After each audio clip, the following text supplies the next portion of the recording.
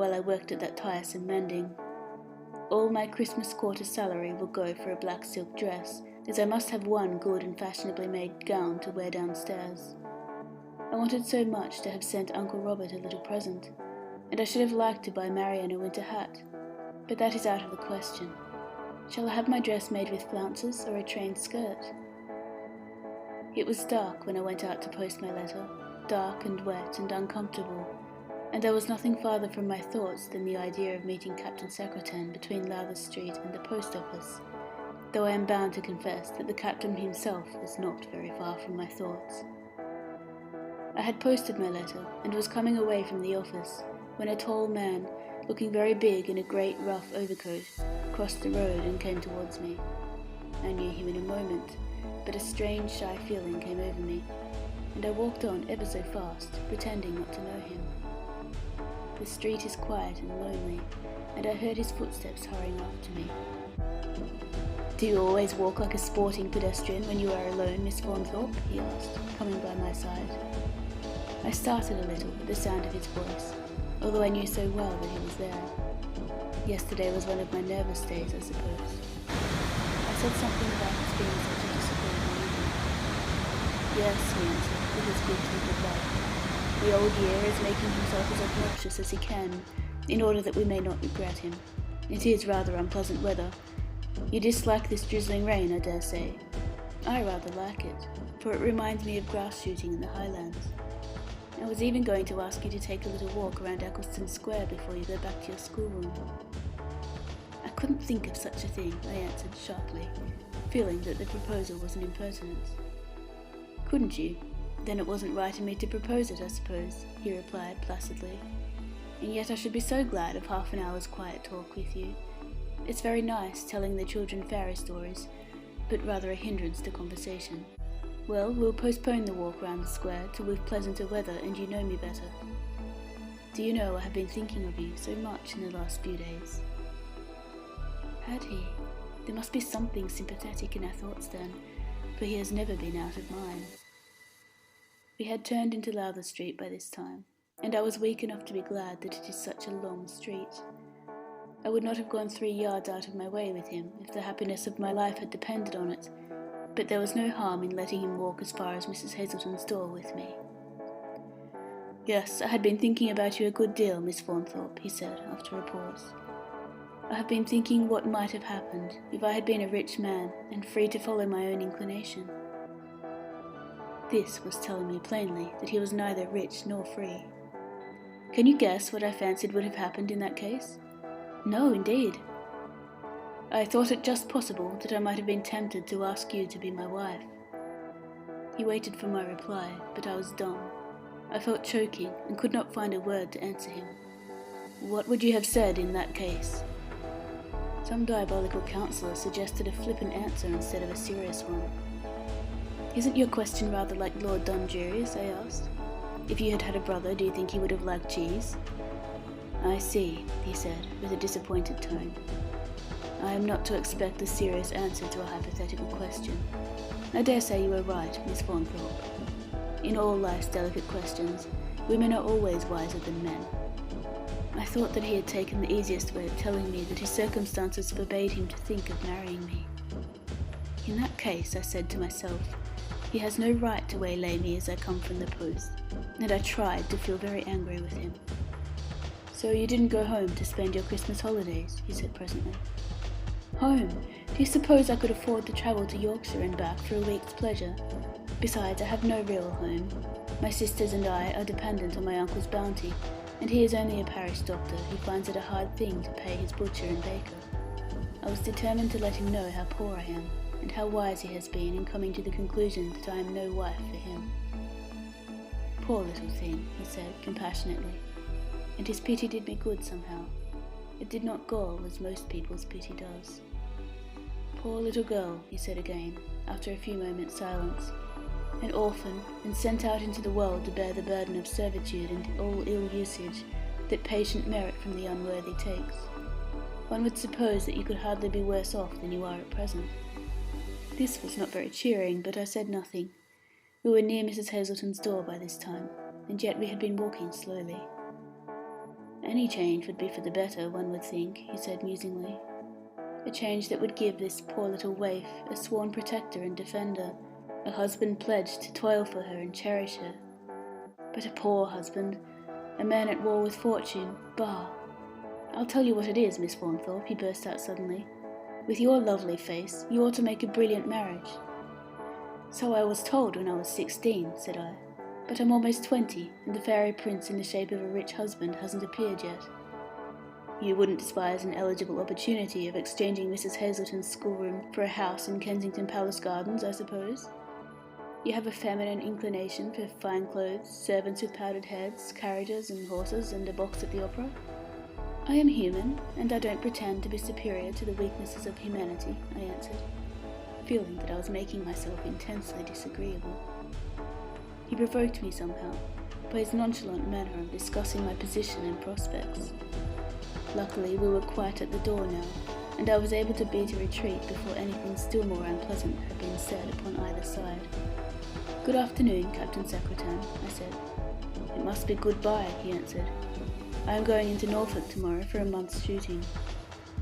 I felt as if he had said that he was going to Australia, but I only answered, Oh, in that case, goodbye. And so we shook hands again, and then he lifted his hat and went away, while I gave the bell a good sharp pull that ensured its being answered promptly. I don't quite know whether I like him or hate him, but whichever feeling it is, it must be rather strong of its kind, as I cannot get him out of my thoughts. I am inclined to think that it is hatred. What could be more disagreeable or humiliating than his way of speaking about me before my face, as if I had been miles away? Poor thing, poor little waif. I grow hot and red when I think of it. January 14th. The year is just a fortnight old. There has been snow, but bright, clear weather, a blue sky and sunshine. We walk in Kensington Gardens every day, and meet him every day. He makes the 3 girls run races with their hoops, he being umpire, and during the race he and I are able to talk without restraint. He only stopped 4 days in Norfolk.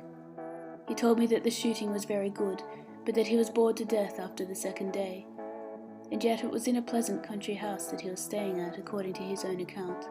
There was to be a ball the very day after he came away, but he did not care to stay for it. Curious man. My black silk dress has come, and is a great success. I dread to see the dressmaker's bill, as I have only reserved a sovereign for the making, and I am afraid she will charge me something nearer 3. The dress certainly fits to perfection, and is beautifully finished, the trimming simple but of the best quality.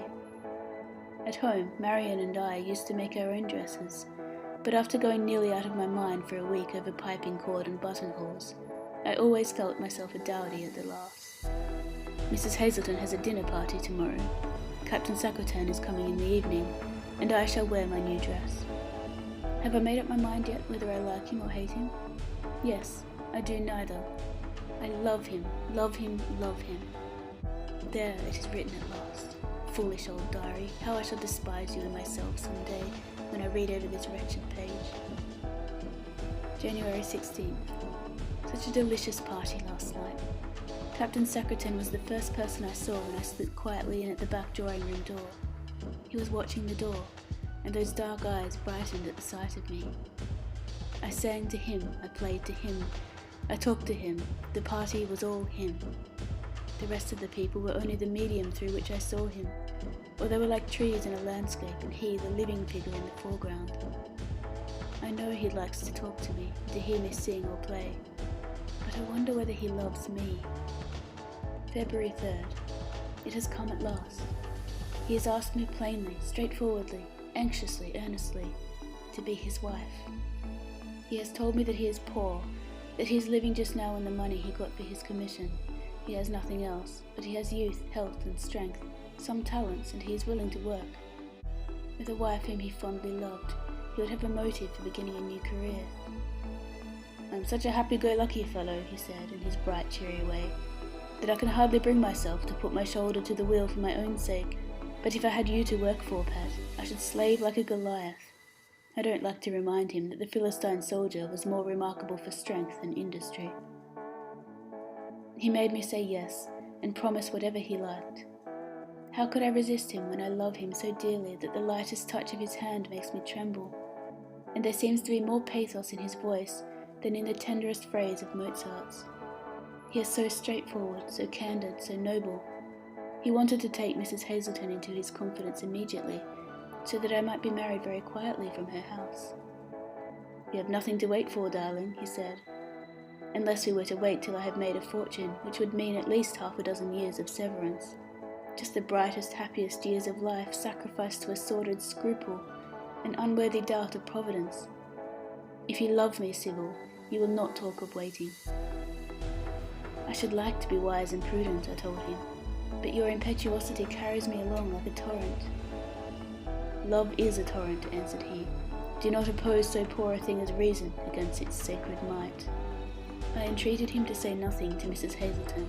An idea had occurred to me which made me hesitate, even with my lover's hand clasping mine, as to the wisdom of yielding to his prayer. I remembered a strange fact which had slipped out of my mind lately. I remembered that Alexis Secretan is the natural inheritor of his father's hatred, the natural enemy of my rich uncle Stephen Trenchard, the uncle from whom I have been taught to expect a fortune. If I marry Captain Secretan, I surrender all hope of favour from my uncle. I begged Alex, he has taught me to call him Alex, to say nothing to Mrs. Hazelton yet a while. I wanted time to think. After all, this hope of fortune from my Uncle Stephen may be only a dream, vain as that idea of a rich husband with which I used to delude myself when I was a schoolgirl. On the other hand, I have the knowledge from my poor mother that my uncle was a very rich man 20 years ago. I have the knowledge from his last letter to my Uncle Robert, enclosing a £20 bank bill as a present for Marion and me, and that he has never married and has no intention of marrying, that he looks forward to returning to his native country in a few years and making the acquaintance of his nieces. Too good a chance in all this, surely, to be thrown away. It would be rather a bitter thing for me to see Marion chosen for her uncle's heiress, while I was left a pauper. What am I to do? How am I to choose between Alexis and the possibility of a large fortune? Prudence suggests that I should only pledge myself to Alexis on condition that our marriage shall be deferred for some years. We are both young, we can afford to wait a few years, and yet have a good deal of the brightness of life before us. My Uncle Stephen is an old man, older no doubt at his age than men who have spent their lives in Europe. Whether I am to inherit any portion of his wealth is a question that must be decided in a few years. I must tell Alex that he must wait. If his love is real and earnest, it cannot be lessened by time. February 5th. I have told him my decision. Vain, hopeless, to talk of reason with a man whose inclination is his only law. He tells me that if I really cared for him, I could not propose dreary years of separation. My statement that I have rich relatives who may leave me money if I marry to please them, and are sure to leave me nothing if I marry without their consent, fell on ears obstinately deaf to reason. Love like this is worse than a torrent. It's a maelstrom. Prudence, reason, worldly wisdom are mere straws in a whirlpool. I must see him no more. February 7th.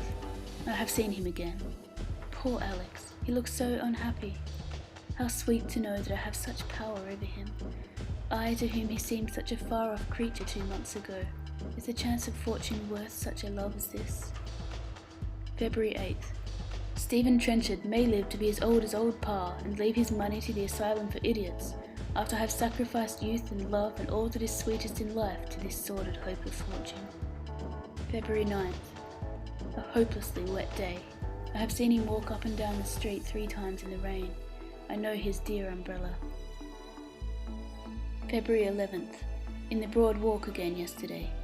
It is all settled. I am to give Mrs. Hazelton a month's notice tomorrow. Our agreement is a month's notice on either side, in the event of my proving inefficient, she said. Not in the event of my not liking the situation. Oh dear no, of course not. I am so agitated that I can hardly write.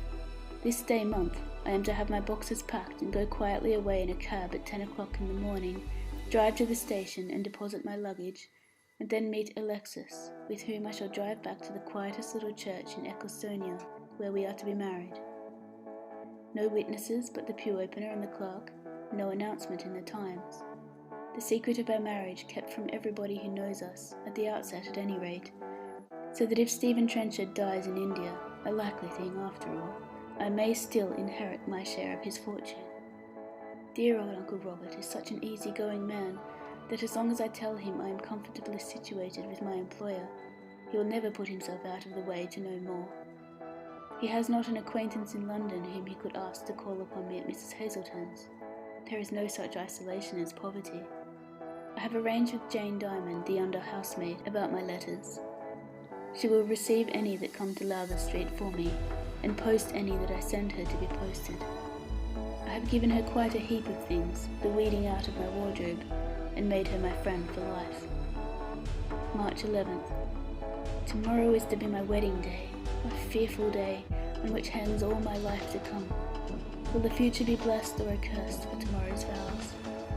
I wish Marion and Uncle Robert could have been with me. It would all have seemed more real. I remember my foolish fancies, my castles in the air, the grand wedding at which I used to see myself figuring as chief performer, my white satin dress and Brussels flounces, the carriages, the favours, the crowd, Mendelssohn's wedding march, the joyous peal of bells. Those bells are sounding in my ears tonight. Tomorrow, tomorrow, tomorrow. Before noon tomorrow, I shall have ceased to be Sybil Faunthorpe. My name will be Sybil Secretan, name of all others most abhorrent to my uncle, Stephen Trenchard. End of chapter 5.